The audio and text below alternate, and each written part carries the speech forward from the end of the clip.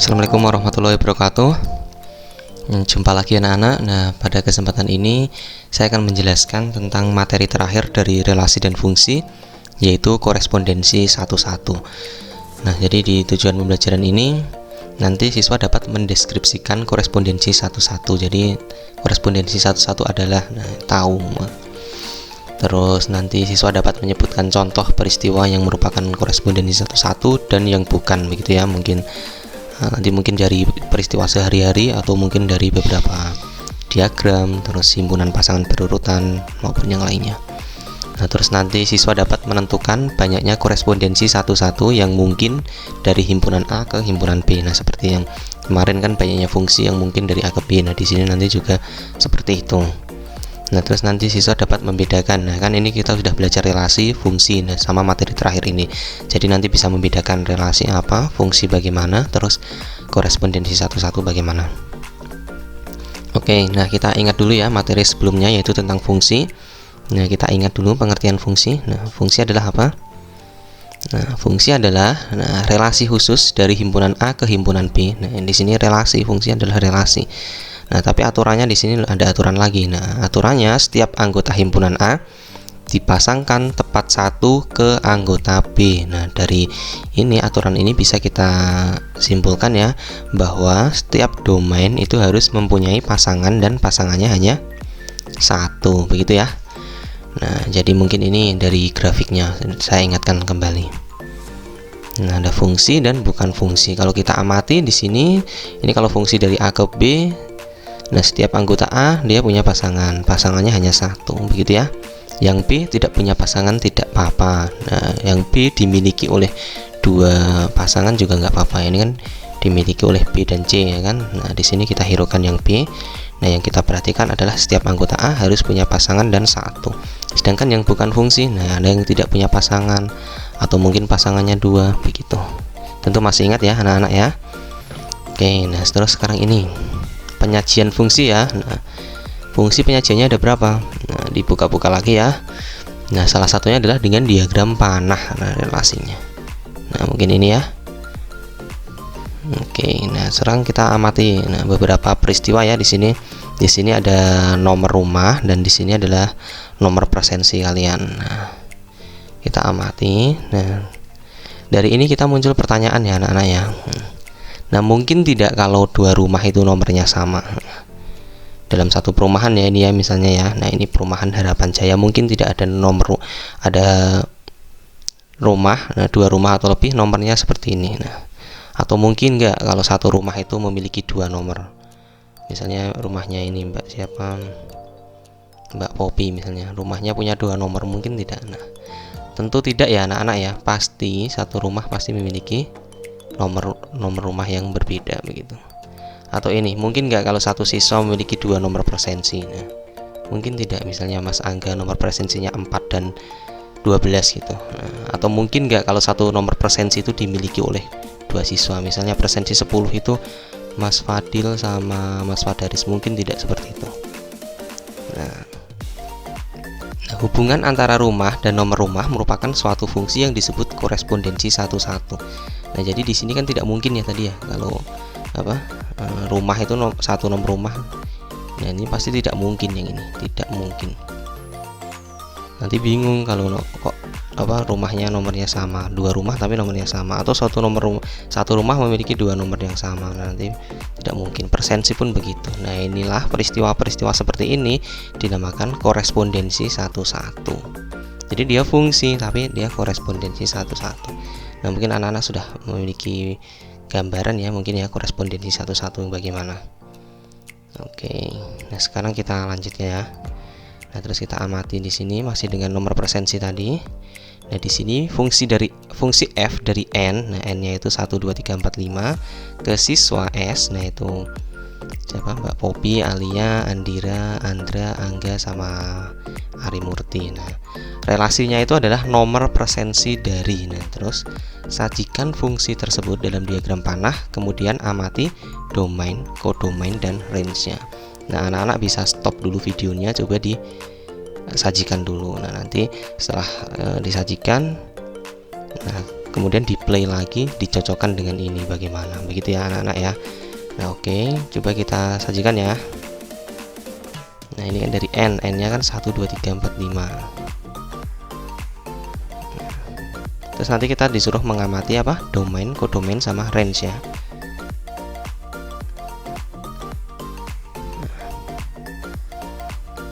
Ini agak besar ya yang ini ya, kan ada Mbak Poping,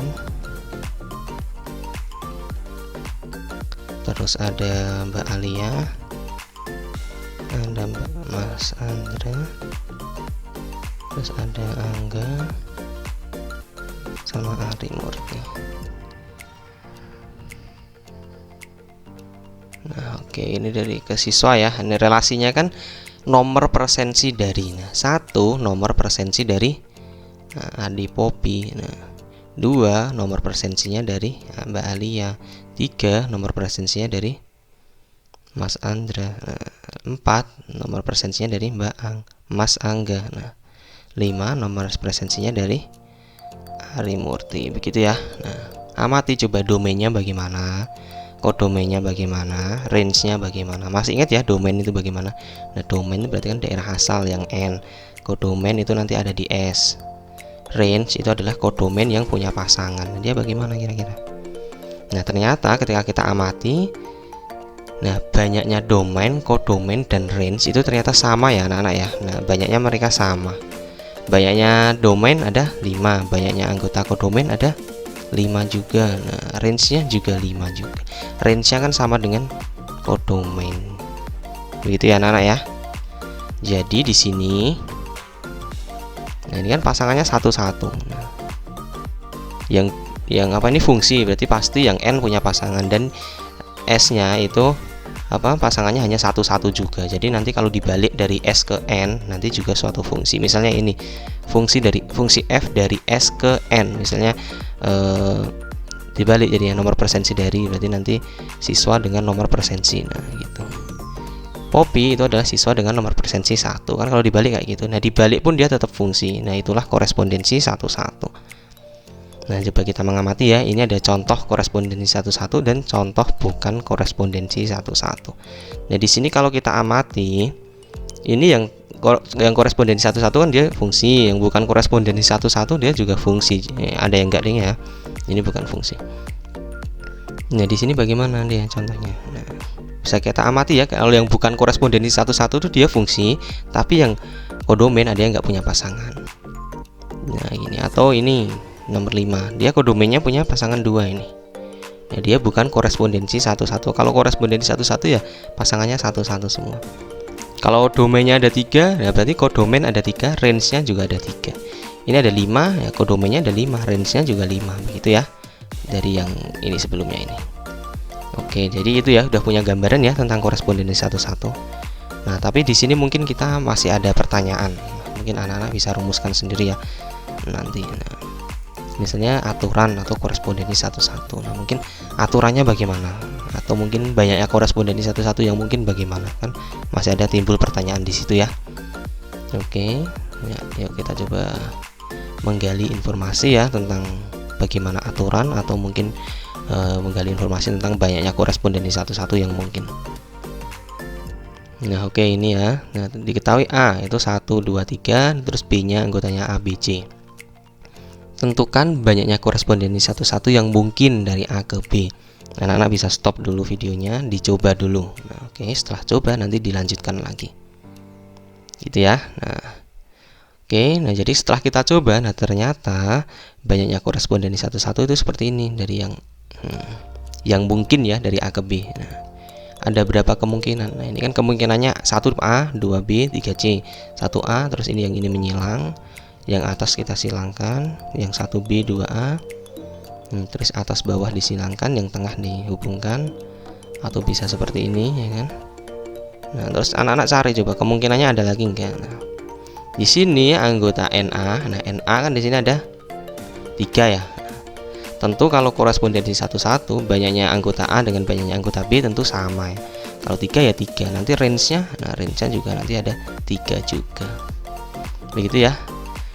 Nah, kalau kita amati di sini, kalau banyaknya himpunan A itu 1, terus himpunan B itu 1, banyak korespondensi satu-satu yang mungkin berapa? Contohnya ini ya, ini A, ini B. Nah, yang mungkin pasti kalau cuma anggotanya 1 ya mungkin cuma seperti ini aja kan, nggak ada yang lain ya. Nah, kalau dari A ke B, nah tentu hanya ada 1. Kalau 2, nah kalau 2, lalu gimana? Saya ini A, ini B ya. Nah, kemungkinan yang pertama kan seperti ini. Kemungkinan yang kedua, nah bisa jadi seperti ini kemungkinannya, disilang. Hanya ada berapa ini? Ada 2 ya. Oke. Nah, terus yang 3, nah ini udah kita coba ya di sini. Nah, itu ternyata ada 6. Nah, kalau N berapa kira-kira? Nah, dicoba dulu. Cari dulu polanya. Ini 1, 2, 6. Kalau ini ditambah 1 nggak bisa. 1 pangkat 1, 2 pangkat 1, 3 pangkat 1 tidak bisa. 1 pangkat 2, 2 pangkat 2, 3 tidak. Nah, anak-anak ingat faktorial ya. Nah, faktorial itu dulu pas kita ketahui di itu barisan dan deret aritmatika yang bertingkat itu ya. Nah, yang barisan aritmatika bertingkat. Nah, 1 faktorial artinya apa? 1 faktorial 1 kali 1 ya, hasilnya 1. 2 faktorial hasilnya adalah 2 kali 1, hasilnya adalah 2. Nah, 6 faktorial itu diperoleh dari 3 faktorial. Nah, 3 faktorial berapa? 3 dikali 2 dikali 1. Nah, jadi asalnya dari sini ya anak-anak ya. 1 itu dari 1 faktorial, 2 dari 2 faktorial, 6 dari 3 faktorial. Berarti kalau N, nah nanti rumusnya adalah N faktorial. Nah, ini kita udah dapat rumusnya ya.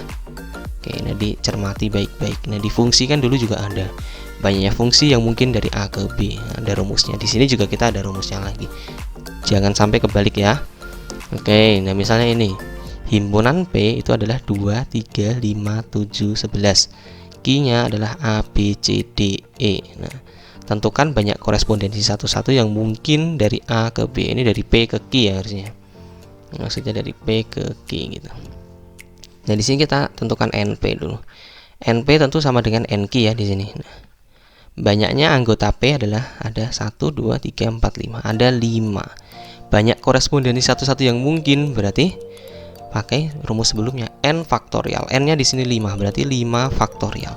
5 faktorial berarti bagaimana? 5 dikali 4 dikali 3 dikali 2 dikali 1. Ini 20, 60 kali 2, 120 ya, berarti ada 120 kemungkinan.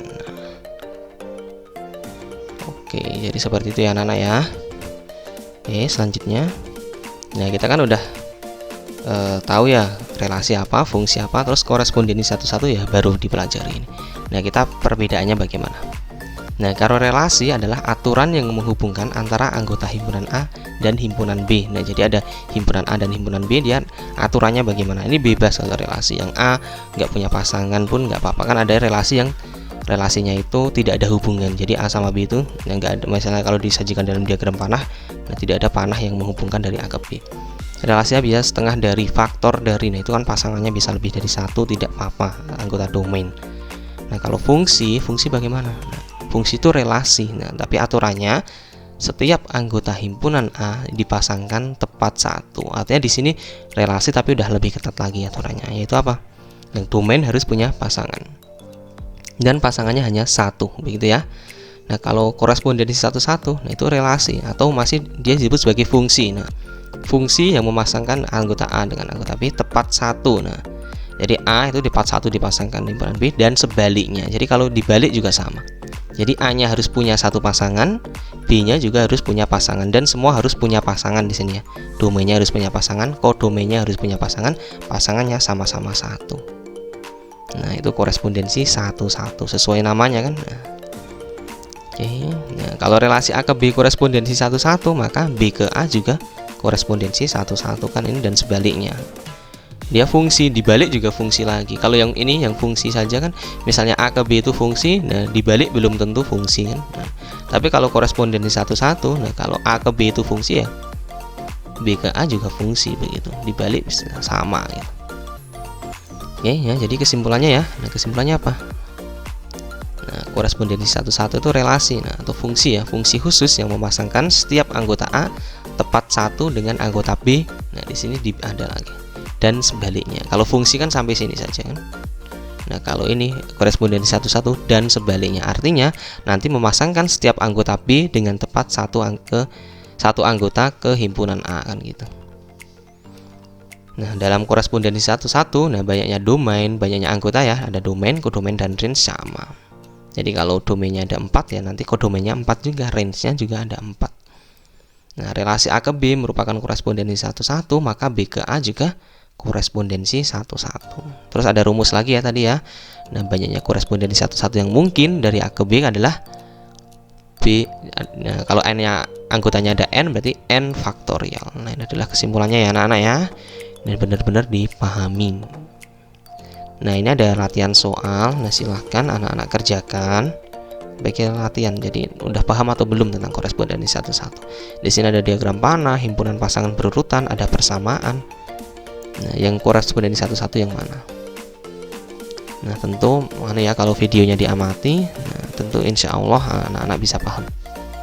Oke, mungkin itu saja anak-anak apa yang saya jelaskan. Semoga bermanfaat. Tetap semangat ya, tetap semangat berlatih, tetap semangat mengikuti pembelajaran.